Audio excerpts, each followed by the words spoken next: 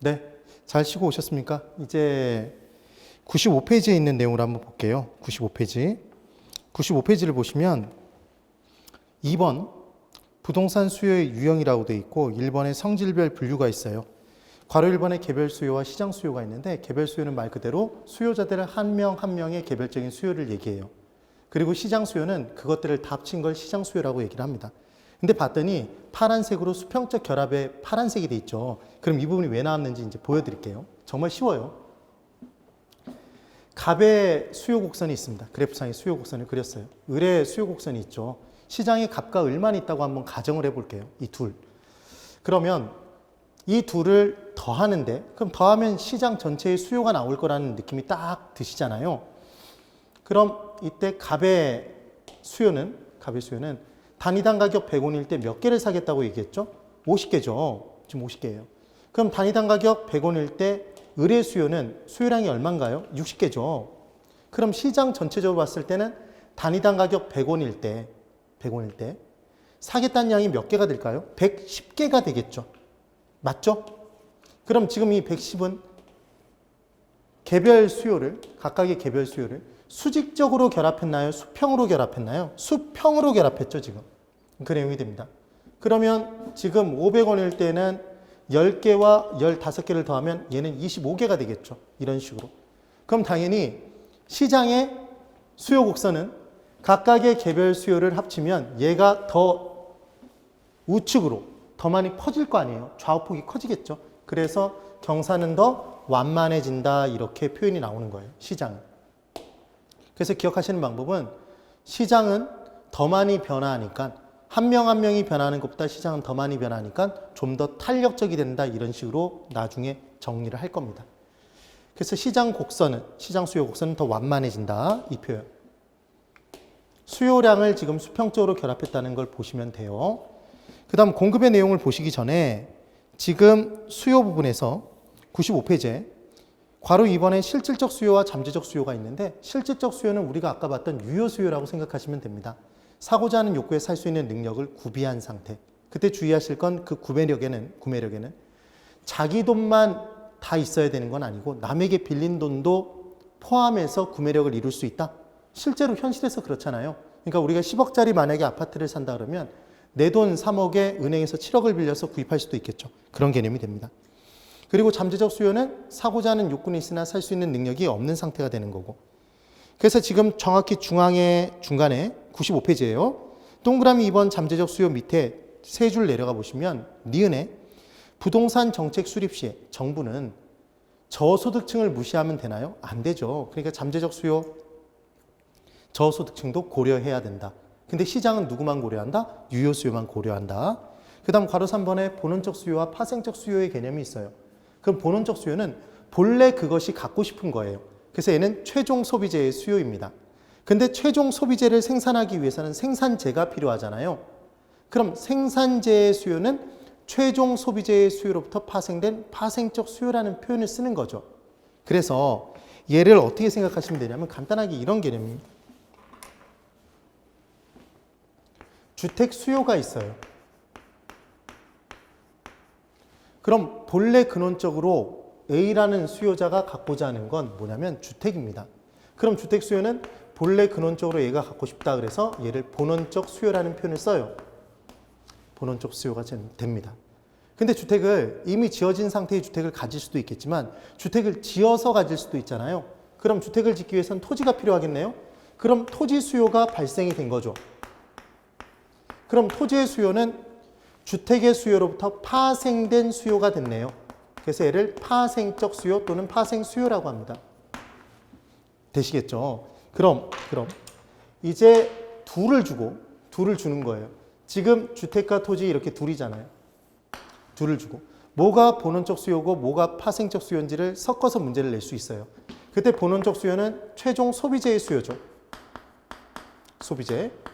그리고 파생적 수요는 지금 소비재를 생산하기 위한 재화죠. 토지가. 그래서 얘를 생산재라고 할 겁니다. 그래서 만약에 문제가 나오면 정말 만에 하나 문제가 나오면 이렇게 나올 수 있다는 거죠. 본원적 수요는 생산자의 수요고 파생적 수요는 최종 소비자의 수요다. 이런 식으로 바꿔낼 수 있어요. 그래서 얘를 툭 치고 넘어가는 게 MM으로 생생하다 이렇게 기억하면 되는 거죠. 눈앞에 뭐하다? 생생하다. 따라해 보세요. 생생하다. 네. 그래서 두 재화를 딱 주면 무엇이 무엇을 생산해내는지만 판단하시면 됩니다. 그래서 토지와 주택 중에 뭐가 뭘 생산하죠? 토지가 주택을 생산하잖아요. 그러니까 토지가 생산재, 파생적 수요. 그럼 나머지 주택은 본원적 수요구나. 그런데 나중에 공부를 해보시겠지만 주택 서비스라는 개념을 공부할 거예요. 그런 주택 서비스는 주택이 주택을 이용하는 소비자에게 제공하는 쾌적함, 안락함, 사생활 보호 등의 서비스를 얘기해요. 추상적 개념. 그러면 실제로 A가 주택을 사는 이유는 뭘 누리기 위해서죠? 주택 서비스를 누리기 위해서잖아요. 그래서 이제 비교의 대상이 주택 서비스와 주택 수요가 된다면 주택 서비스 수요와 주택 수요를 둘을 구분했을 때는 뭐가 뭘 생산하죠, 여러분? 주택이 주택 서비스를 생산해내겠죠. 그러니까 주택이 뭐다? 파생적 수요고 주택 서비스는 본원적 수요가 된다. 그래서 본원적 수요와 파생적 수요는 고정불변의 개념이다. 상대적 개념이다. 상대적 개념이라는 것만 살짝만 기억해 두시면 돼요. 그 다음 괄호 4번에 유보 수요가 있는데 얘는 파는 것을 유보하는 것이다. 그래서 계속 보유하는 건 유보 수요라고 기억하시면 됩니다. 유보를 뒤집으면 뭐죠? 보유죠. 그 내용이에요. 그 다음 96페이지에 2번 유형별 분류가 있어요. 괄호 1번에 개축 수요와 재축 수요가 있는데 공법 시간에 또 공부를 하시겠지만 기존에 있던 건물이 헐리고 새롭게 짓는 걸 개축 또는 재축이라고 해요. 근데 그 이유가 달라요. 개축은 기존에 있는 걸 일부러 헐고 다시 짓는 거예요. 근데 재축은 천재지변에 의해서 없어진 걸 다시 짓는 거예요. 그래서 이 둘을 기억하시는 방법은 제가 체크를 해놨죠. 96페이지 제일 위에서 5번째 줄에 동그라미 2번. 재축 수요는 천재지변에 의해서 헐린 걸 다시 짓는 거죠. 이게 문제를 푸는 요령이에요. 만약에 나온다면. 그 다음 괄호 2번에 자가 수요와 차가 수요가 있어요. 얘는 스스로 보유하는 것. 그건 자가 수요고 빌려서 사용하는 건 차가 수요라는 표현을 씁니다. 임대차 이렇게 기억하시면 돼요. 그래서 동그라미 1번의 자가 수요, 부동산을 소유할 목적으로 매입하는 수요이다. 이렇게 나온 거죠. 그 다음 괄호 3번에 부동산 수요의 특성 뭐 등등등 나와 있는데 이 부분들은 설명을 드리면서 또 넘어갈 거예요. 그럼 이제 공급의 개념부터 또 정리를 한번 해볼까요? 공급의 개념을. 그럼 공급의 개념은 제가 아예 다 띄워놨네요. 뭐랑 똑같기 때문이냐면 수요에서 봤던 개념과 똑같기 때문이에요. 그래서 공급의 개념은 유량 개념이라는 표현을 씁니다. 그래서 얘는 일정 기간 동안 공급자가 판매하고자 하는 수량이다. 중요한 포인트. 판매한 양인가요? 팔고자 하는 양인가요? 팔고자 하는 양인 거죠. 그래서 판 양이 아니라 팔 양이 되더라. 그래서 산다 판다라는 행위는 이루어지기 전이다. 사전적 개념이 됩니다. 그리고 마찬가지 시장에 효과 있는 공급이 되기 위해서는 시장 가격에 효과 있는 공급이 되기 위해서는 팔고 싶어 이 욕구만 있으면 안 되고 팔 수 있는 능력이 있어야 돼요. 공급 능력이. 그래서 이 공급 능력은 건축할 수 있는 능력을 포함한 개념이겠죠. 그래서 신규 주택을 공급할 수 있는 것. 신주택을 공급한다는 건 새롭게 지어서 공급하는 거잖아요. 그래서 얘도 이제 유량 공급에 들어갑니다. 공급이에요. 근데 소유하고 있던 주택을 팔기 위해서 내놓는 행위도 공급이잖아요. 그러면 소유하고 있던 주택은 기존의 주택인 거죠. 그럼 기존 주택을 팔기 위해서 내놓는 건 얘는 공급 중에 뭐라고 하냐면 우리가 공부했던 저량 공급인 거죠. 지금 들으시는 순간 이건 또 뭐지 이런 생각이 드실 텐데 아까 제가 무슨 말씀을 드렸었냐면 실은 유량과 저량의 개념을 공부하는 이유가 여기에 있는 겁니다. 실제 시장에 아파트가 공급될 수 있어요. 그럼 아파트가 공급이 될 때 아파트를 없는 상태에서 새롭게 지어서 공급할 수도 있겠네요. 그렇죠. 그럼 건설업체가 공급자가 될 거예요. 그럼 신규택 공급이겠죠? 신규택을 공급하는 건 유량 공급이에요? 저량 공급이에요? 유량 공급이 되겠죠. 그런데 아파트를 소유하고 있던 사람이 자신의 아파트를 팔기 위해 내놓을 수도 있겠네요. 그럼 얘도 공급인가요? 공급이죠. 기존 주택이 공급이에요. 그럼 얘는 무슨 공급이라고 얘기한다? 저량 공급이라고 얘기를 한다. 지금 그 얘기입니다. 그러면 잠재적 공급이란 표현은 안 쓰지만 팔고자 하는 욕구는 있으나 공급 능력이 없다라면 그때는 유효 공급이 될 수가 없겠네요. 그런 내용이 될 겁니다. 그리고 공급량의 변화와 공급의 변화 똑같겠네요. 공급의 법칙, 해당 재화의 가격이 올라가면 이제 팔겠다는 양은 늘겠죠. 그래서 가격이 올라가면 그만큼 이익이 커지니까 공급량은 증가해요. 그래서 가격과 공급량은 비례한다, 반비례한다? 비례 관계입니다. 아까 수요의 법칙과 반대죠. 그 다음 공급은 가격과 공급량의 조합이 하나의 점으로 찍혀서 그 점들이 무수히 연결돼 있을 때 얘를 하나의 공급이라고 하는 거죠. 그래서 뭐 하나로 표시된다? 곡선 하나로 표시됩니다. 비례관계니까 우상향하는 곡선이 되겠죠. 얘는 시장의 중심은 오로지 하나 가격일 겁니다. 해당 재화의 가격, only one, 해당 재화의 가격. 그래서 가격이 100원일 때 팔겠다는 양이 판량이 아니라 팔량이었어요. 팔량이 얘가 10개였습니다. 이번에 가격이 300원으로 올라갔어요. 이제 500원으로 올라갔네요. 그랬더니 공급하겠다는 양이 몇 개냐면 얘가 50개랍니다. 얘도 그래프상의 점으로 찍었죠. 그럼 지금 세로축의 가격, 가로축의 공급량인 이 그래프상에 점이 하나 찍히면 가격과 공급량의 조합이 점 하나로 찍힐 텐데 그 점이 A점과 B점 이렇게 두 개의 점이 나왔네요. 그럼 점 두 개를 연결하면 뭐가 나온다? 선이 나오고 이 선의 모양은 우상향하는 곡선이죠 지금. 그래서 무수히 많은 가격과 공급량의 조합을 그 모임을 뭐라고 얘기를 한다? 공급이라고 얘기하고 그 공급 하나가 뭐 하나로 곡선 하나로 표시가 된 거잖아요. 되셨죠? 그래서 가격이 올라감에 따라 상향, 됨에 따라 공급량이 뭐 한다? 증가, 우측으로 이동한다. 그래서 얘는 우상향 곡선이 되는 거죠. 그래서 가격과 공급량은 비례관계가 되더라. 공급 곡선이 우상향 곡선이 되는 이유는 가격과 공급량이 비례관계이기 때문이다. 비례관계. 지금 그 얘기입니다. 공급의 법칙. 그래서 공급 곡선은 단순한 점 두 개의 연결이 아닌 가격과 공급량의 조합인 무수히 많은 점들의 모임인 공급 하나가 곡선 하나로 나타난 것이다. 지금 그 얘기가 됩니다. 그래서 기억 꼭 하세요. 공급 하나가 무엇 하나? 곡선 하나다. 그러면 자 볼까요? 곡선의 변화면 무엇의 변화고? 공급의 변화고. 곡선의 변화가 아니면 공급의 변화가 아니라 공급량의 변화가 된다. 그래서 이 곡선, 하나의 곡선상에서 점이 디립다 움직여 다니면 동일 곡선상의 점의 이동이면 곡선의 변화가 아니므로 걔는 공급량의 변화가 되더라. 그걸 기억하시면 되는 거죠. 그래서 이제 보시면 해당 재화의 가격이 상승했어요. 그래서 가격이 100원에서 500원으로 올라갔네요. 그랬더니 달라진 가격에서 똑같죠 지금. 달라진 가격에서 공급량이 10개에서 50개로 변화했답니다. 그랬더니 이제 점이 A점에서 B점으로 이와 같이 이동이 된 거죠. 곡선상의 점의 이동이 나타났어요. 점이 정말 대왕 크네요.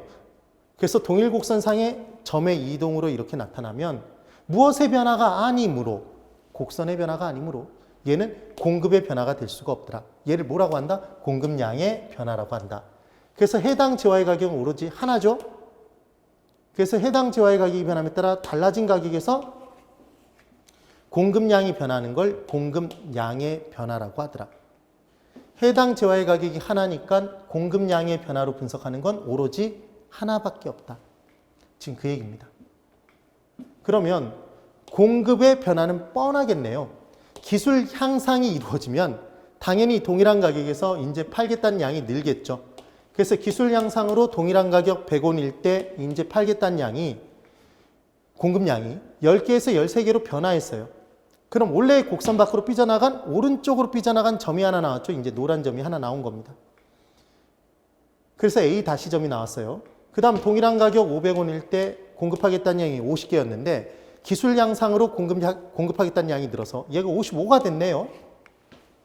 그럼 동일한 가격에서 공급량이 증가하면 원래 곡선 위에 점이 위치한다, 삐쳐나간다? 얘 삐져나가죠. 이렇게. 그럼 B 다시 점이 또 나왔어요. 그래서 가격 이외의 요소의 변화에 따라 동일한 가격에서 공급량이 변화하면 원래 곡선상의 점이 위치하나요? 삐쳐나가나요? 지금 삐져나가죠? 이렇게 삐져나가게 돼 있어요. 그럼 원래 곡선에서 삐져나간 노란 점 두 개가 나오면 이 노란 점 두 개를 연결한 무슨 선이 나온다? 네, 잘 맞히셨어요. 노란 선이죠. 노란 선. 이렇게 노란 선이 나오겠죠. 그럼 지금은 이 노란 선은 원래 곡선 1인가요? 또 다른 곡선 2인가요? 또 다른 곡선 2죠. 그럼 지금 곡선의 변화가 나타났으니까 얘는 무엇의 변화다? 공급의 변화가 되겠죠. 그래서 기술 향상으로 가격 이외의 요소의 변화에 따라 동일한 가격에서 공급량이 지금처럼 이렇게 변화하면, 여기서 중요한 포인트는 공급의 변화도 공급량이 변화함에 따라 나타나는 건 맞잖아요. 근데 동일한 가격에서 공급량이 변화하니까 원래 곡선 밖으로 삐쳐나간 거죠. 지금 삐져나갈 수밖에 없더라. 삐져나가는 게 맞겠죠. 자, 그래서 얘를 공급의 증가라고 합니다. 그러면 느낌이 딱 꽂히는 게 가격 이외의 요소의 변화에 따라 동일한 가격에서 공급량이 감소하면 좌측으로 움직인 점 두 개가 나올 거고 그 곡선, 점을 연결하면 좌측으로 이동한 곡선이 나오겠네요. 그럼 곡선 자체가 좌측으로 이동하는 건 걔는 증가다 감소다? 공급의 감소가 되겠죠. 그 얘기가 됩니다. 지금은 증가니까 우측 이동이죠. 가격 이외의 것은 다 나머지 모두더라. 그래서 얘가 공급의 변화가 된다. 이 얘기입니다. 그래서 우리는 정답을 알고 있죠, 이미. 그래서 절대 공식에서 뭐와 뭐의 변화를 물어보면, 자, 공급의 변화입니까? 공급량의 변화입니까?를 여쭤본다면 여러분은 무조건 뭐라고 대답하셔야 된다고 말씀을 드린 거죠.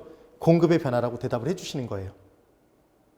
그리고 곡선 자체가 변화했다고 대답해 주셔야 돼요. 다 가격 이외의 변화라고 대답해 주셔야 돼요. 딱 하나 뭐가 떴을 때만, 해당 재화의 가격이 떴을 때만 얘는 공급량의 변화라고 대답해 주시면 됩니다.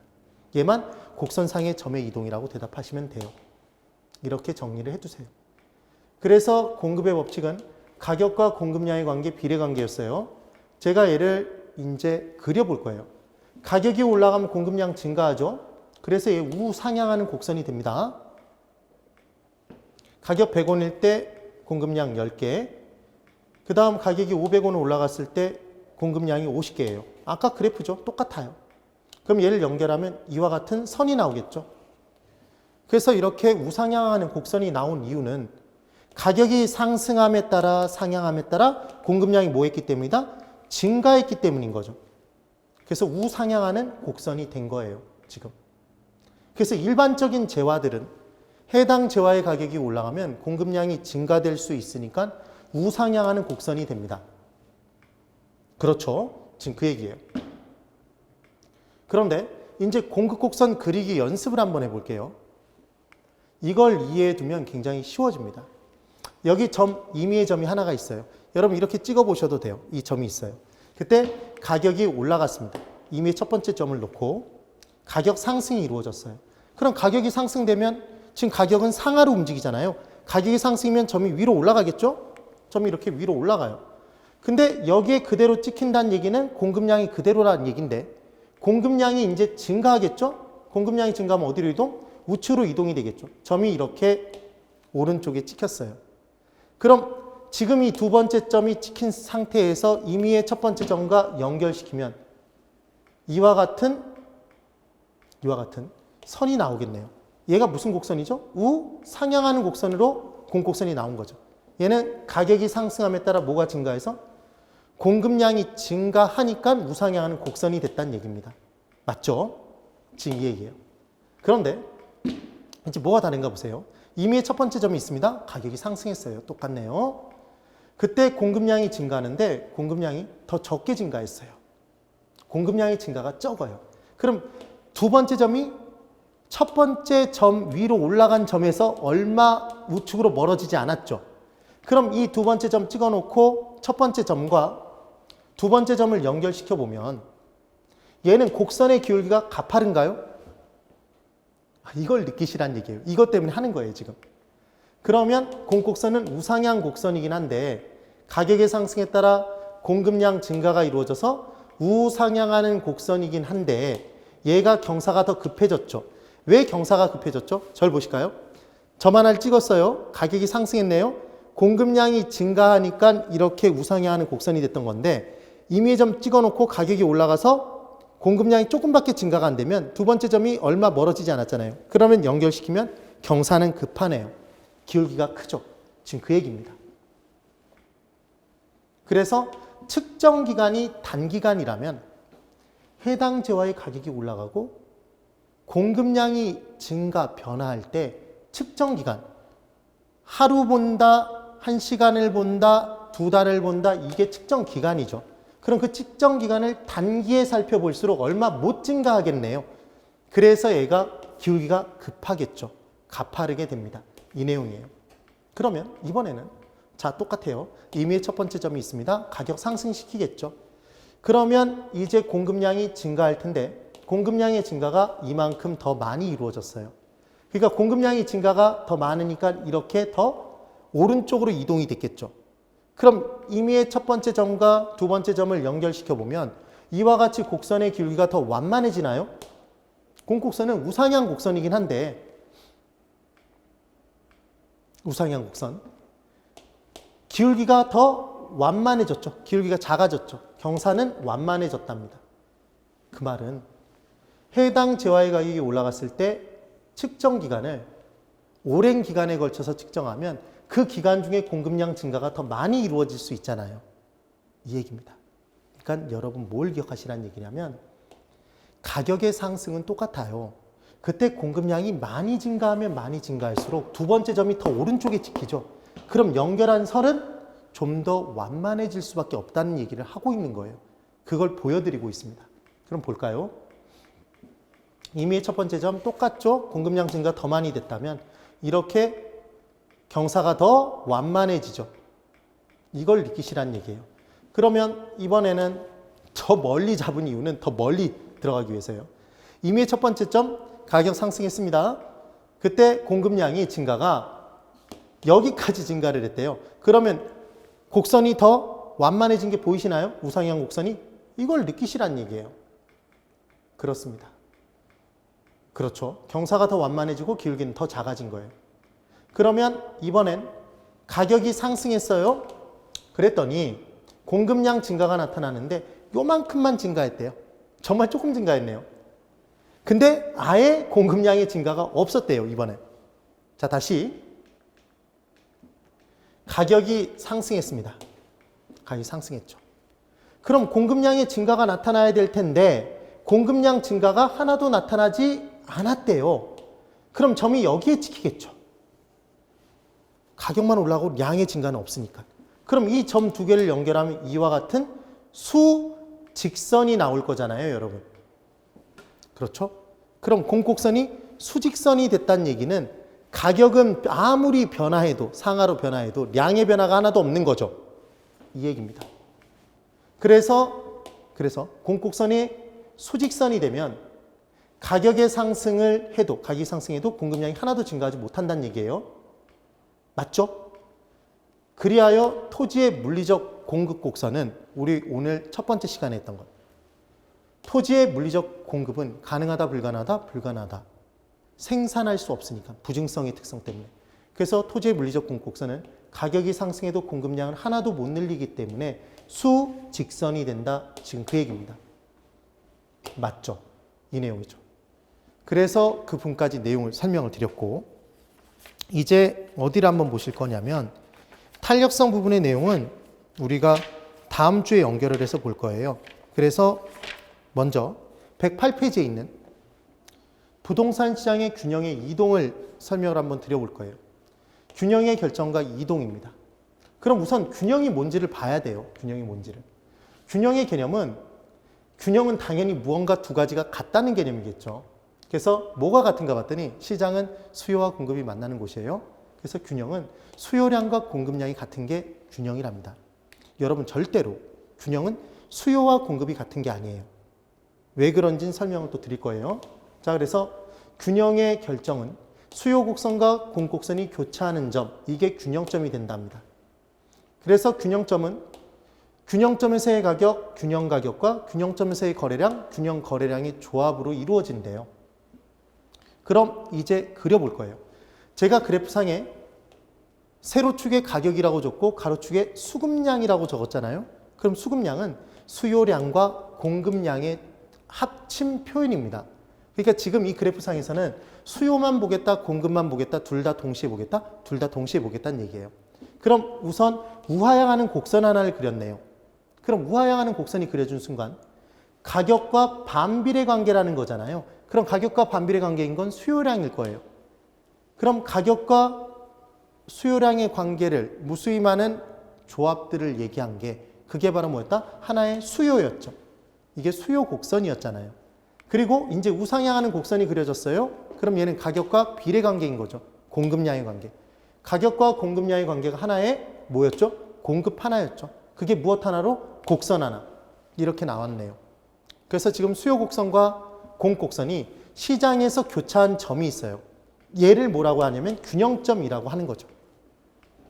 그래서 이때 균형점에서의 가격을 균형 가격이라고 하고 균형점에서의 거래량을 균형 거래량이라고 얘기를 합니다.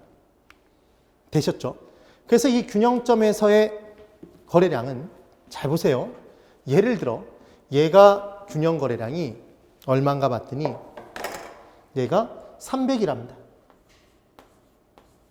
300이래요.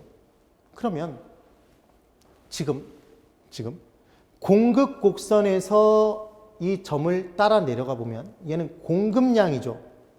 서플라이. 그 다음 수요 곡선 상에서 이 점을 찍어서 내려가면 얘는 수요량이죠. 디맨드. 되세요? 그래서 수요량, 공급량이 각각 300으로 같은 것 얘가 균형 거래량이죠. 수요와 공급 만나면 거래를 할 테니까 지금 그 얘기가 되는 겁니다. 그래서 절대로 잘 보세요. 지금 보시는 수요와 우하향하는 곡선과 공급, 우상향하는 곡선은 얘가 같아질 때가 있을까요? 이 둘이 같아질 수가 없어요.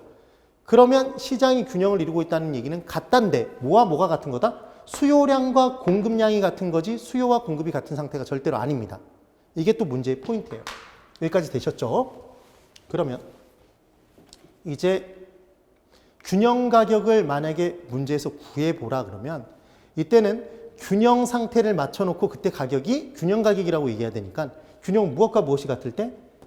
수요량과 공급량이 같을 때가 균형이니까 그때 QD와 QS가 같을 때 P를 구해주시면 된다. 지금 그 얘기인 거죠. 절대로 균형은 수요와 공급이 같은 상태가 아니에요. 그래서 이제 시장 내에 균형점이 있었는데 시장에 변화가 생겼대요. 소득 증가가 이루어졌답니다, 여러분. 그럼 소득 증가는 가격인가요? 가격 이외인가요? 이게 가격 이외 요인이죠. 그래서 수요 증가 요인 발생한 거예요.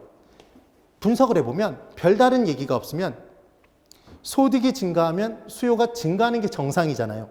그래서 시험 문제에서는 꼭 줘요. 소득 증가 감소 여부를 줬을 때는 얘를 주어진 변화로 주면 해당 재화가 정상재인지 열등재인지 반드시 문제에 줍니다. 근데 만약에 그게 주어지지 않으면 그때는 정상재라고 놓고 푸시는 거예요. 그래서 소득 증가가 나타나면 별다른 얘기가 없다면 정상재니까 수요 증가 요인이겠네요. 그럼 수요 곡선이 어디로 이동하죠, 여러분? 수요 곡선이 증가하면 우측 이동한다고 그랬죠? 그래서 수요 곡선 자체가 우측으로 이제 이동이 됩니다. 이렇게. 그럼 점이 여기에 찍히겠네요. 균형점이.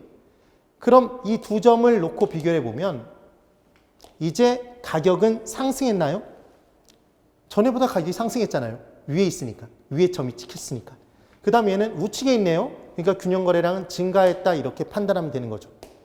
그래서 시험 문제에서는 뭘 주냐면 소득 증가라는 요인이 발생하면 시장 내의 균형 가격은 상승하는지 하락하는지 불변인지 균형 거래량이 증가인지 불변인지 감소인지를 맞히는 문제를 내는 거예요. 그럼 이제 어떤 느낌이 딱 드냐면 그리면 우리는 판단할 수 있겠구나 이런 생각이 드시는 거예요. 그런데 우리 실제 시험장에 들어가 보면 이 문제가 오지선다로 나오죠. 얘가 그리는 것 중에 가장 간단한 그림이에요. 그럼 이것보다 복잡한 그림을 그 시험지에 놓고 5개를 그리면 그리다 지쳐 쓰러져 잠듭니다. 절대로 이렇게 하는 게 이제 아니에요. 그래서 시장에서 가격 이외의 요인 변화로 수요의 변화 또는 공급의 변화가 발생하면 균형점이 이동한다. 그래서 균형 가격과 균형 거래량이 변화한다. 그럼 우리는 균형 가격과 균형 거래량의 변화를 판단하는 방법을 이제 공부하는 겁니다. 균형 가격은 변화예요. 언제 변화하냐면 균형이 깨지면 변화합니다. 여러분 균형은 둘이 같은 게 균형이었죠. 뭐와 뭐가 같은 게? 수요량과 공급량이 같은 게 균형이에요. 그럼 균형이 시장에서 깨졌다는 얘기는 수요량이 더 많거나 공급량이 더 많은 거네요. 그죠? 그래서 초과 수요가 발생하거나 초과 공급이 발생하면 얘는 균형이 깨진 거예요. 그리하여 초과 수요가 발생하면 시장 내에 여러분 시장 내에 사과 먹는 사과요. 사과에 초과 수요가 발생했다면 사과의 가격은 올라가나요? 올라가지 않나요? 올라가죠. 서로 사기 위해 경쟁하니까. 그럼 사과에 초과 공급이 발생하면 파는 사람끼리 경쟁하니까 가격은 내려가겠네요. 지금 그 얘기예요. 그래서 초과 수요가 발생하면 서로 사기 위해 경쟁함에 따라 가격은 상승하고 이것만 판단해 주실 수 있으면 된다는 거죠. 정말 쉽습니다. 4번 초과 공급이 발생하면 서로 팔기 위해 경쟁할 테니까 가격은 하락할 거예요. 그래서 균형 가격의 변화를 판단할 때는 주어진 변화가 딱 있으면 시장에 주어진 변화는 크게 가격 이외 요인이 주어졌을 것이고 얘를 분석해 보면 딱 4가지로 쪼개져요. 딱 지금 3가지로 경우의 수가 분석이 됩니다. 초과 수요이거나 초과 공급이거나 초과가 없거나 이렇게 셋으로 분석이 된대요. 그럼 초과 수요면 우리는 균형 가격 어떻게 변할지 알고 있죠? 대답해 보실까요? 초과 수요끼리 경쟁하면 가격은 상승하겠죠. 초과 공급끼리 경쟁하면 가격은 하락합니다. 초과가 없으면 가격은 변해요? 변하지 않아요? 변하지 않겠죠. 변하지 않을 겁니다. 그래서 우리는 이제 균형 가격이 어떻게 변화했습니까를 물어본다면 뭐만 알면 된다? 초과가 무엇이 발생했는지만 알면 바로 균형 가격의 변화를 판단하실 수 있다는 얘기죠. 즉 수요량과 공급량 중에 뭐가 더 많을지만 알면 많은지만 판단할 수 있다면 균형 가격의 변화를 판단하실 수 있다는 얘기입니다. 자 이제 MM으로 지금 뭐가 떠 있죠 여러분? 왼수가 떠 있죠. 왼수. 이 부분부터 한번 해보시는 거예요. 집안에 다 보급형으로 하나씩 보급되어 있는 게 있죠. 집안에 왼수가 한 명씩 있잖아요. 왼수가 누구죠? 남편? 왜 남편이 왼수예요? 항상 남의 편을 드니까. 그리고 남편 입장에서는 부인도 왼수죠. 왜? 항상 이 남자를 몰라요. 부인하니까. 또 재미가 별로 없을 수도 있는데 그래서 꼭 뭐로 기억해 두시면 되냐면 왼수로 기억해 두세요. 그리하여 왼손은 끝나는 그 순간까지 수요입니다. 왼손은 수요. 그 다음 오른손은 공급이라고 기억을 해두세요. 그래서 처음 출발은 항상 균형부터 출발할 거예요. 항상 처음 출발은 균형이에요. 그럼 왼손 수요와 오른손 공급을 같게 놓고 출발하겠죠. 같은 높이에. 이렇게 해보셔야 돼요. 이렇게 되셨어야 돼요. 이렇게 하시는 거예요. 그래 놓고 처음은 항상 균형에서 출발하니까 이 둘이 같은 상태에서 출발을 해요. 높이가. 그때 손을 증가했다 그러면 손을 올려주시고 올리는 거고 감소했다 그러면 손을 내려주세요. 그리고 손을 많이 증가했다 그러면 손을 많이 올려주시고 많이 감소했다 그러면 많이 내려주시면 되는 거예요. 당연하겠죠. 그 다음 손을 많이가 아닌 적게 증가했다 그러면 얘는 조금만 올리고 적게 감소했다 그러면 얘는 조금 내려주시면 되겠죠. 그래 놓고 이제 최종적으로 손의 높이가 더 높게 있는 게 초과인 거예요. 그래서 왼손이 더 높으면 아까 왼수였죠? 따라해 보세요. 왼수. 그래서 나중에 시험장 들어가면 실제 시험장에서 이걸 이렇게 하고 계시는 분들이 계세요. 그러면 너도 박수연한테 공부했구나. 이렇게 되는 거죠. 그래서 왼손이 더 높으면 초과 수요, 오른손이 더 높으면 초과 공급이 됩니다. 그리고 만약에 왼손과 오른손의 높낮이가 똑같다면, 높이가 같으면 얘는 초과가 없는 거죠. 되셨어요? 그럼 이 높낮이를 만약에 이렇게 표현할 수 없다면, 알 수 없다면 그때는 초과를 판단할 수 없는 거잖아요. 그럼 가격의 변화를 판단할 수 없는 게 되는 거죠. 그 내용이 됩니다. 이제 한번 해볼까요? 실제로. 잘 따라오시면 이 부분 끝나요. 처음 출발은 항상 균형부터 출발합니다. 그래서 왼손과 오른손 똑같은 높이인데 수요 증가로 출발했답니다, 여러분. 그럼 수요가 증가하면 왼손, 오른손, 왼손을 증가, 올리고 내리고 올리시는 거예요. 지금 올리셨나요? 이렇게 올라가 있었어야 돼요. 이렇게 하셨어야 된다는 얘기죠. 그럼 초과 수요니까 가격은 상승이다 이러면 끝난다는 얘기죠. 간단해요. 처음 출발은 균형부터 출발합니다. 그때 공급 증가가 나타났대요. 그럼 공급은 오른손? 왼손이 수요니까 오른손은 공급이겠네요. 공급은 오른손이죠. 오른손을 증가 올리겠죠? 그럼 오른손 올리셨어요? 이렇게 하셨나요 지금? 이렇게 하셨어야죠. 그럼 초가 공급이니까 가격은 뭐한다? 하락. 이게 답이란 얘기예요. 끝이에요. 그럼 이번엔 처음 출발 균형입니다. 그때 수요가 감소했대요. 그럼 수요 감소면 왼손을 감소, 내리고 그럼 내리셨나요? 이렇게. 그럼 뭐가 더 높죠? 오른손이 더 높죠. 초가 공급입니다. 가격은 하락이란 얘기죠. 정말 쉬운 방법이에요. 그래프로 죽어라 그리지 않아도 돼요. 그리고 이제 또 하나를 볼게요. 처음 균형은 왼손 오른손 같게 출발했겠죠. 그때 공급이 감소했답니다. 공급은 오른손, 항상 왼수니까 공급은 오른손이겠네요. 오른손을 뭐한다? 감소, 내린다. 그럼 오른손 내려주면 뭐가 더 높다? 왼쪽이 더 높다. 그럼 수요가 초과네요. 초과 수요. 가격은 상승하겠죠. 지금 뭐 하는지 아셔야 돼요. 처음 출발 균형입니다. 왼손 오른손 높이 같은 상태로 출발한 거죠. 그때 문제에서 뭐라고 줬냐면 수요 증가와 공급 더 많이 증가가 나타났대요. 그러니까 두 가지 요인이 발생했는데 수요 증가 요인이고 공급은 더 많이 증가 요인이래요. 그럼 수요 증가 왼손을 증가 올리겠죠? 왼손을 올렸습니다. 올리셨죠?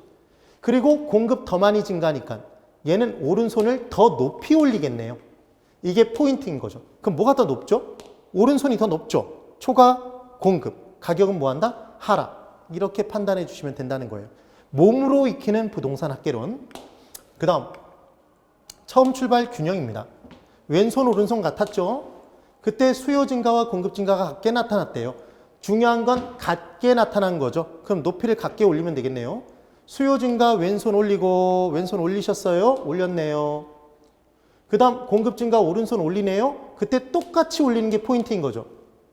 그래서 균형을 이룬 상태에서 이렇게 되는 거죠. 왼손 올렸는데 공급도 똑같이 올린 거죠. 그러니까 높이가 차이가 없죠. 그러니까 초과가 없어서 가격은 변하지 않는다가 답이 되겠죠. 지금 그 얘기입니다. 그런데 실은 이 내용 때문에 한 거죠. 이제 보세요. 처음 출발은 균형이에요. 그때 수요 감소와 공급 감소가 같대요. 한번 해볼까요? 수요 감소 왼손 내리고 왼손 내렸어요. 공급 감소 같대요. 그럼 오른손도 내리는데 똑같이 내리는 게 포인트죠. 그럼 더 높이 있는 게 없네요. 초과가 없으니까 가격은 불변이다. 이렇게 대답을 해주시면 된다는 얘기입니다. 그러면 처음 출발 균형에서 왼손 오른손 같아요. 균형이죠. 균형. 그때 수요 증가와 공급 증가가 동시에 이루어졌다고 얘기를 했습니다. 지금 수요 증가, 공급 증가 요인이 동시라고 얘기했지 얼마만큼씩인지 얘기를 안 했어요. 그럼 왼손 올리는데 얼마만큼 올려야 될지 모르겠잖아요. 지금. 그죠? 지금 보시는 것처럼. 그 다음 오른손을 이제 올리는데 공급 증가니까 얼마만큼 올려야 될지 모르겠잖아요. 맞죠? 그러면 지금 뭐가 지금 정답이냐면 여러분이 하시는 건 자 보세요. 처음 출발은 균형이에요. 균형을 이루고 있는 상태에서 수요 증가, 공급 증가가 동시래요. 그럼 수요 증가, 공급 증가죠? 근데 얼마만큼씩인지 모르니까 이게 정답인 거죠. 되셨어요? 그러니까 가격의 변화는 상하로 움직이니까 상하로 움직이는데 얼마만큼씩인지 모르니까 수요, 공급 동시에 증가하면 이게 정답이라는 거죠.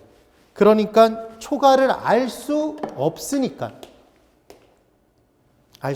가격의 변화는 알 수 없어요가 정답이 된다. 지금 그 얘기입니다. 되셨죠? 이게 지금 균형 가격의 변화의 내용이었어요.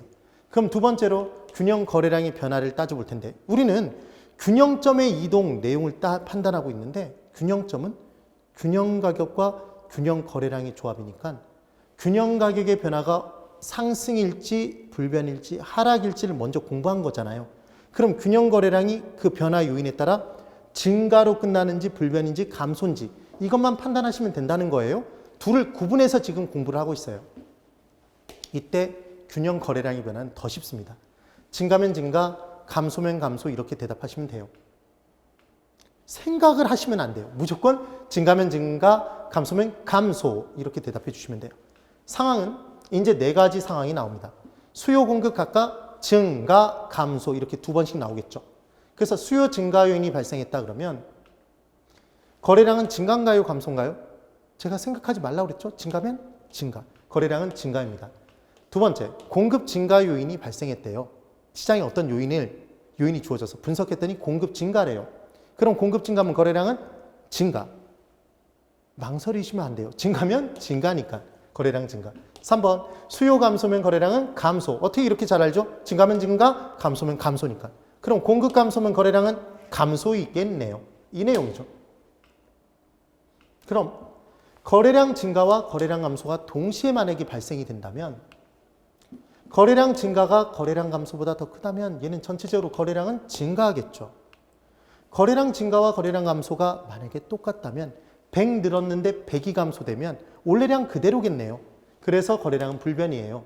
그럼 3번, 거래량 증가가 거래량 감소보다 작다면 거래량이 감소된 게 전체적으로 더 많으니까 전체 거래량은 감소하겠네요. 되셨죠? 그런데 만약에 거래량 증가와 거래량 감소가 동시에 발생했다고만 주어지고 셋 중 어떤 경우의 순지를 안 주면 우리는 거래량의 변화는 판단할 수가 없겠네요. 이걸 기억하시라는 얘기입니다. 그래서 실제로 거래량이 증가되면 아까 량은 좌우로 움직이잖아요. 그럼 거래량 증가하면 우측 이동하죠? 거래량 감소면 좌측 이동하죠?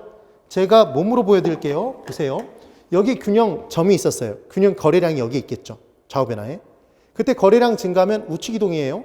우측 이동했겠죠? 그때 거래량 감소가 더 적게 이루어지면 아까 전보다는 제가 우측에 위치해 있잖아요. 그러니까 거래량은 전체적으로 증가죠. 그런데 원래 여기가 균형점이었어요. 거래량이 증가했네요. 이렇게 증가했죠. 그런데 거래량 감소가 더 많이 감소했어요. 그럼 더 많이 좌측으로 이동하면 전체적으로 전보다 좌측에 있죠. 점이. 거래량이 감소인 거죠. 지금 그 얘기를 하고 있는 겁니다. 그러면 이제 수요 증가면 거래량은 증가, 감소? 증가.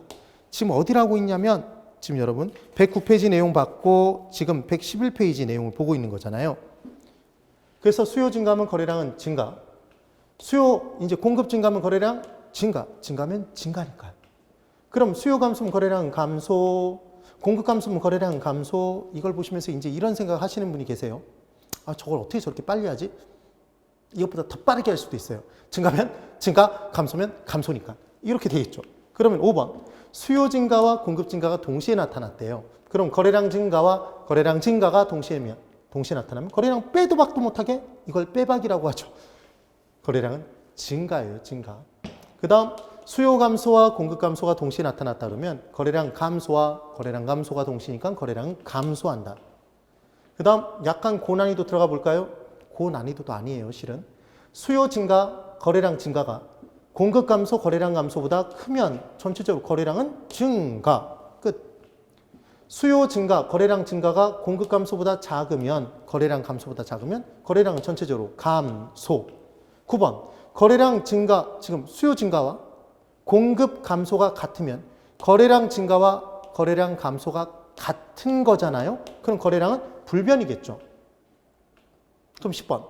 수요 증가와 공급 감소가 동시에 나타났다면 거래량 증가와 거래량 감소가 동시에 나타나면 거래량 변화를 알 수가 없죠. 왜냐하면 얼마만큼 증가인지 감소인지를 안 줬잖아요. 그래서 균형 거래량의 변화는 알 수 없어요가 답이 된다. 지금 그 얘기가 되는 겁니다. 되셨죠? 그래서 그래프로 보면 수요 증가 요인 발생 시 우측 이동하잖아요. 이렇게. 그러면 이때 점이 이렇게 찍히면 잘 보세요. 원래 균형점을 기준으로 이동된 점이 찍혔을 때 그 점이 우측에 있다면 좌우 비교는 거래량이죠. 우측에 있으면 거래량 증가한 거죠. 위에 찍혀 있으면 상하 변화는 가격이잖아요. 그럼 위에 있다면 가격은 상승한 거죠. 지금 그걸 판단하실 수 있느냐? 지금 그 얘기입니다. 맞죠? 이 얘기입니다. 그래서 앞으로 곡선이 우측으로 이동했다 그러면 수요 곡선이든 공급 곡선이든 무조건 곡선이 전에보다 우측으로 이동했다 그러면 점은 전에보다 무조건 우측에 찍혀요. 균형점은. 그럼 거래량은 무조건 증가인 겁니다. 되시겠죠? 곡선이 전의 곡선보다 위로 올라간 곡선이라면 지금 무슨 얘기를 하고 있냐면 수요가 증가해서 곡선이 우측 이동되면 얘는 상하의 개념으로 따져보면 곡선이 위로 뜬 거잖아요. 그럼 곡선이 상향 이동했다는 걸 판단만 딱 하실 수 있었다면 분명히 점은 위에 찍히겠네요. 점보다. 그럼 점이 위에 찍히면 가격은 반드시 뭐 한다는 얘기죠? 상승한다고 판단해 주실 수 있다. 지금 그 얘기입니다. 다시 보실까요? 수요 감소 요인이 발생했어요. 그럼 좌측 이동하겠네요. 수요 곡선이 좌측 이동 이렇게 시켜봤습니다. 그럼 얘는 하향 이동했다고 볼 수도 있겠죠. 그럼 지금 이렇게 점이 딱 찍힌 순간 우리는 판단해 보면 균형 가격 하락했잖아요. 균형 거래량은 감소했죠. 우리가 봤던 내용이죠. 그때 수요 곡선이든 공급 곡선이든 하나의 곡선이 전의 곡선보다 좌측으로 이동하면 무조건 새롭게 나오는 점은 원래의 점보다 좌측에 찍혀요. 그럼 당연히 좌측으로 이동한 순간 곡선이 좌측 이동을 확인하셨다면 거래량은 뭐다? 감소되고 끝난다. 이걸 판단해 주실 수 있으란 얘기예요. 이걸 판단하실 수 있어야 됩니다. 그 다음 곡선이 전에보다 하향 이동했다면 무조건 점은 전에보다 아래쪽에 찍히네요. 그럼 가격은 전에보다 하락으로 끝난다는 얘기죠. 얘를 판단해 주셔야 돼요. 그래서 상하로 이동하는 건 뭐고? 균형 가격이고. 그래서 곡선이 상향 이동했으면 거래량의 변화는 대놓고 얘기할 수 없지만 뭐는 확실히 얘기할 수 있다? 곡선이 상향 이동했다 그러면 가격은 상승. 곡선이 하향 이동했다. 그럼 상하로 움직이는 건 가격이니까 거래량의 변화는 몰라도 좌우 변화는 어디에 찍힐지 몰라도 가격은 무조건 하락. 이걸 대답해 주실 수 있다는 얘기죠. 그럼 좌우로 이동하는 건 아까 거래량이었네요. 균형 거래량이죠. 그래서 곡선이 우측으로 이동했다 그러면 점이 위아래 어디에 찍힐지는 모르지만 곡선이 우측으로 이동했다 그러면 점 무조건 우측에 찍히죠. 그래서 균형 거래량은 증가입니다. 그럼 곡선이 좌측으로 이동했다 그러면 무조건 점은 좌측에 찍혀요. 전에보다. 원래 전보다. 그러니까 균형 거래량은 감소해요. 지금 그 얘기가 됩니다. 그래서 균형 가격은 상하로 이동하더라. 그래서 가격의 변화를 우리는 알면 곡선이 상향 이동했는지 하향 이동했는지 판단할 수 있다는 얘기죠. 반대로. 균형 가격 상승, 가격 상승했다면 곡선은 상향 이동했구나. 균형 가격이 하락했다면 곡선은 하향 이동했구나. 이건 판단할 수 있다는 얘기죠. 그럼 균형 거래량은 좌우로 움직이네요. 균형 거래량이 증가했다 그러면 곡선은 우측 이동했다는 걸 알 수 있고 균형 거래량은 감소했다면 균형 거래량이 감소로 끝났다면 곡선은 좌측 이동했다는 걸 확실히 알 수 있다는 얘기죠. 이걸 아시는 분과 모르시는 분은 나중에 문제가 고난이도로 확 올라가 버리면 풀 수 있는 정도가 어마어마하게 달라져요. 진짜로. 어렵지 않고 쉬운 개념이니까 그냥 이 개념을 익혀두시면 돼요. 되시겠죠? 그래서 실전 적용의 내용부터는 다음 주에 딱 시작해서 들어가 보면 쉽게 또 적용이 될 거예요. 재밌게 풀어보실 수 있어요. 되셨죠? 힘내셔서 해보시는 거예요.